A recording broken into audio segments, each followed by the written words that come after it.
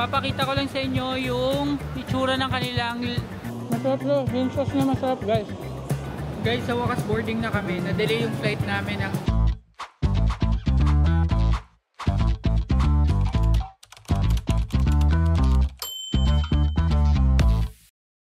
amazing people! Welcome back to my YouTube channel. So sa episode dito ng ating Kuala Lumpur, Singapore vlogs, tayo ay pupunta na sa Singapore at i-share ko sa inyo yung aming magiging airport process since this is gonna be a little different because we're not gonna be coming from the Philippines. So we are coming here from Kuala Lumpur going to Singapore. So we chose to take a flight instead yung bus ride because of the wait time and at the same time yung convenience then in terms of who you're with. Since I am with my parents, importante yung comfortability nila pagdating sa pag-travel at mas okay na 45-minute plane ride lang compared sa bus ride. Though of course we have to check in early pa rin and follow their airport process. So yun ang gagawin natin sa vlog na ito guys. So at mag-check out na rin tayo dito sa Agile Suites Bukit Bintang. So tara guys, samahan nyo kami. Okay guys, so we'll say goodbye na dito sa ating Airbnb. Bye! Ingat! Ganda mo! Okay guys, so pababa na kami at main lobby. Mag-hi kayo. Hi! Ganadong ganado. Ito yung elevator. So guys, nandito na kami sa Grab at papunta na to sa Kuala Lumpur International Airport Terminal 2. So let's go.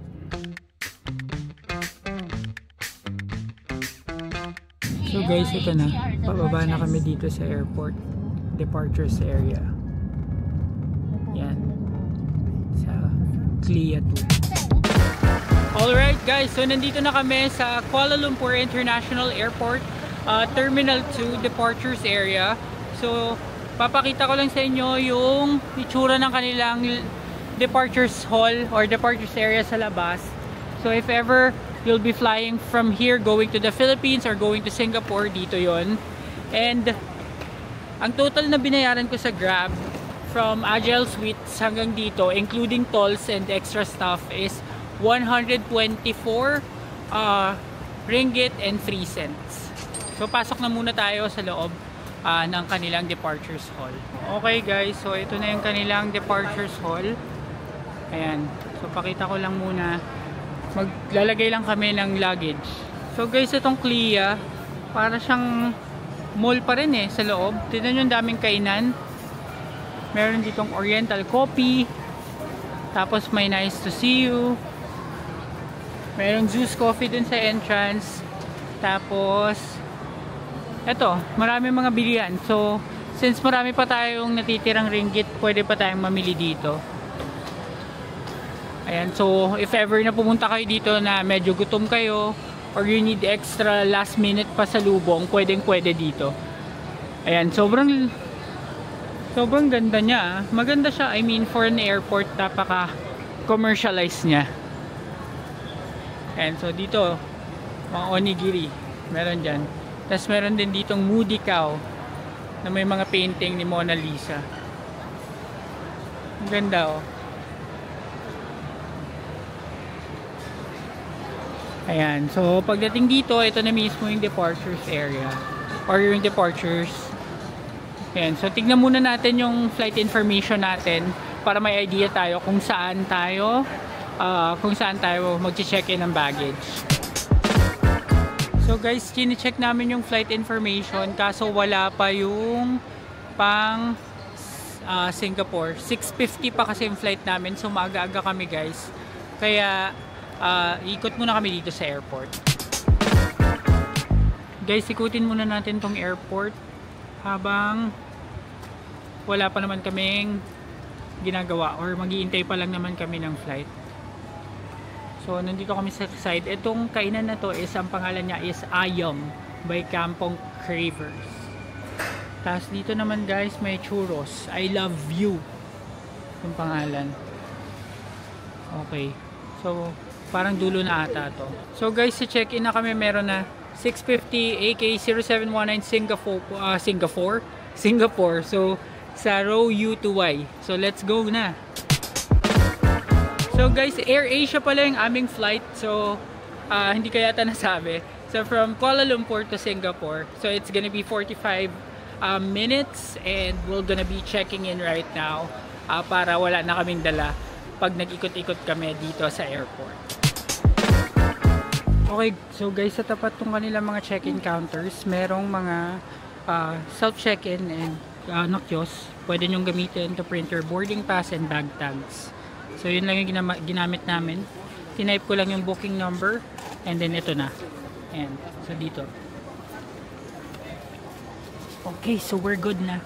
And then we'll proceed here sa baggage drop. So guys, dito yung baggage drop. Kanya-kanya to. May mag-a-assist naman. So prepare nyo lang yung mga baggage tags ninyo. Tapos yung passenger copy, ilalagay nyo lang sa likod ng boarding pass. So dito tayo guys. So dito guys, tingnan natin kung scan your boarding pass.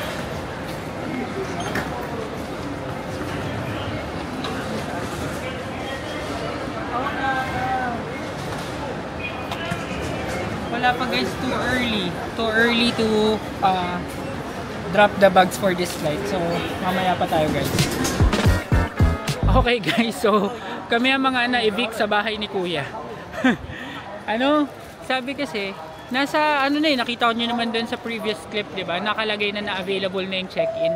Pero pagdating namin doon, sabi bumalik daw kami ng mga 3 PM kasi close pa daw.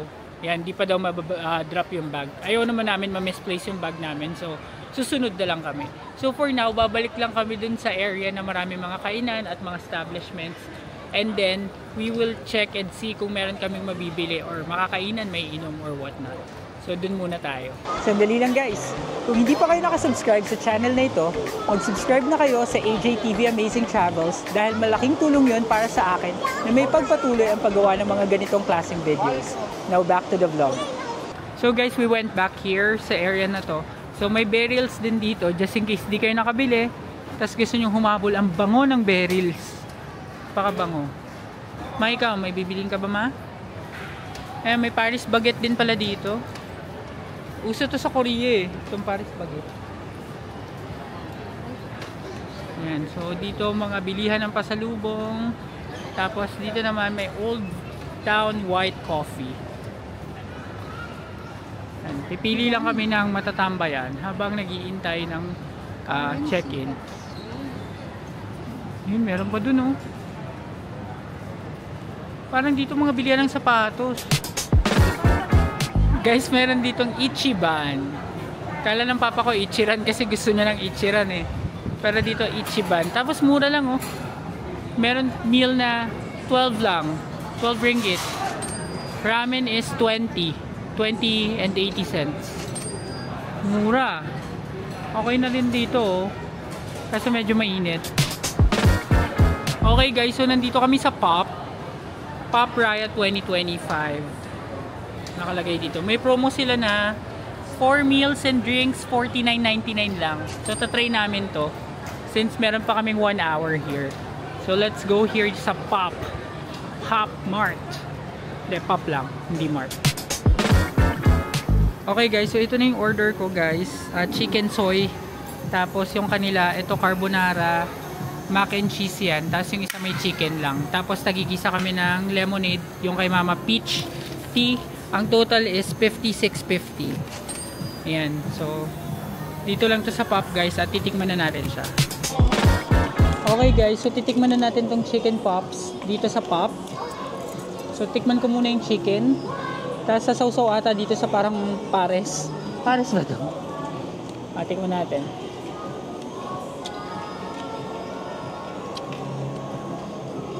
Masarap.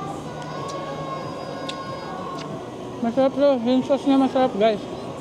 Mga 9 out of 10. Tignan natin tong chips. Hindi, yung chicken, chicken sauce. Masarap guys. Sulit. Tapos parang 56 lang, 4 na kami. So good to.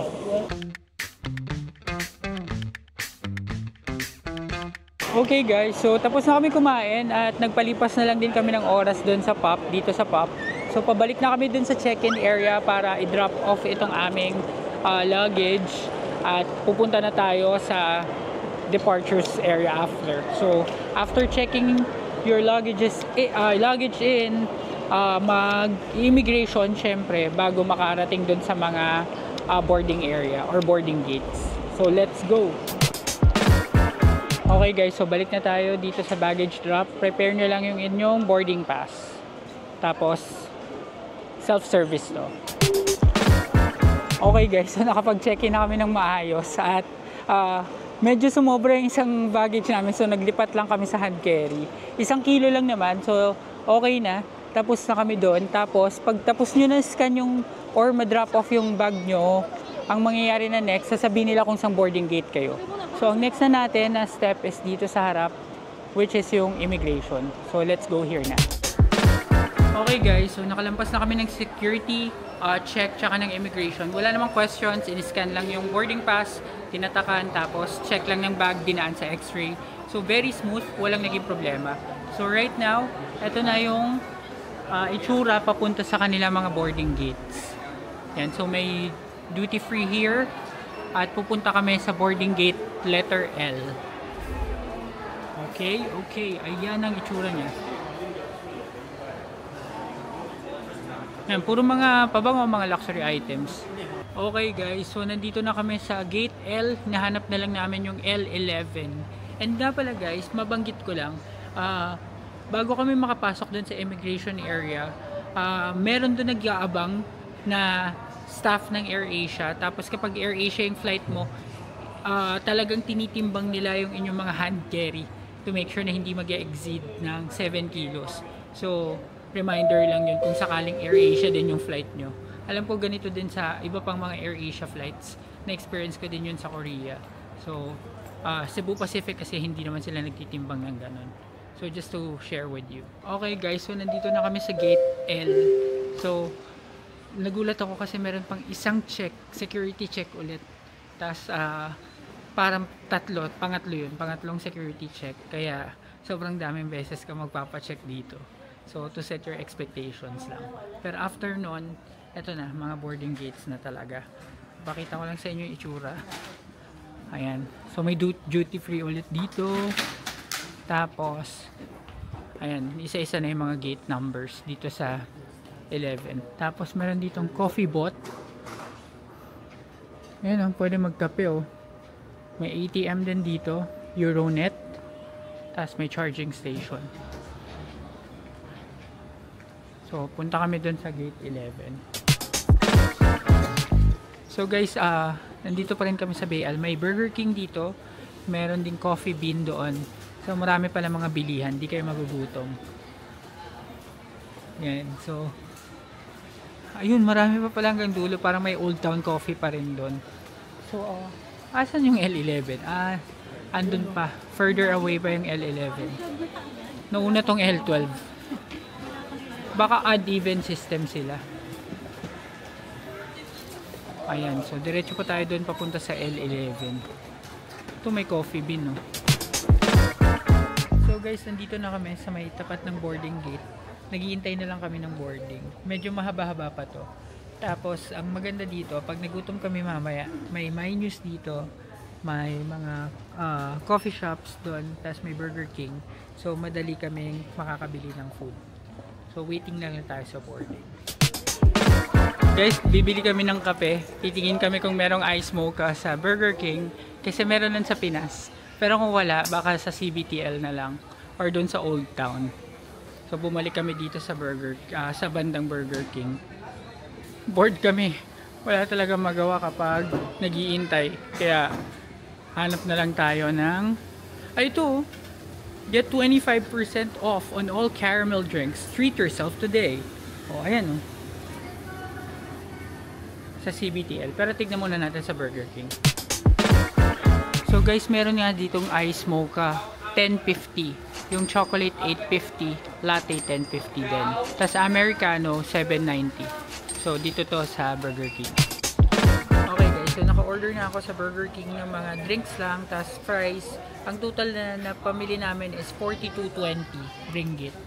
So, wait lang natin. And gusto kong malaman kung kalasa siya ng mga binibili namin na ice mocha doon sa Burger King sa atin. So, guys, ito na yung binili ko sa Burger King na drink. Tikman natin.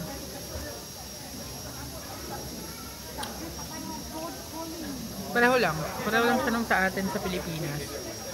Medyo mas matabang lang to ng konti, pero okay lang din, goods, mga 9 out of 10. So sana mag-boarding na para hindi na kami naiinip dito. So next naman sa taste test natin, guys, itong cheesy fries nila. Walang ganito sa Pinas na cheesy fries. Meron yung may dip, ito sa kanila nakahalo na. So tignan natin kung may difference ba.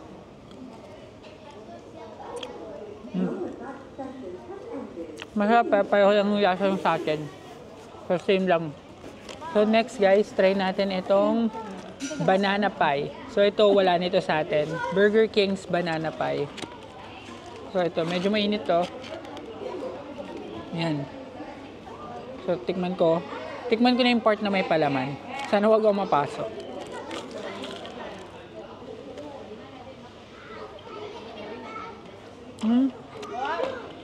Masarap, lasang turon.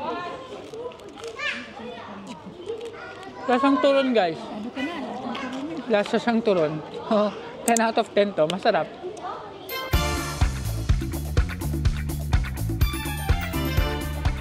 Diretso na. So guys, boarding na. Finally. Guys, sa wakas boarding na kami. Na-delay yung flight namin ng 30 minutes. Pero ngayon pa boarding na. Yun. So see you sa Singapore.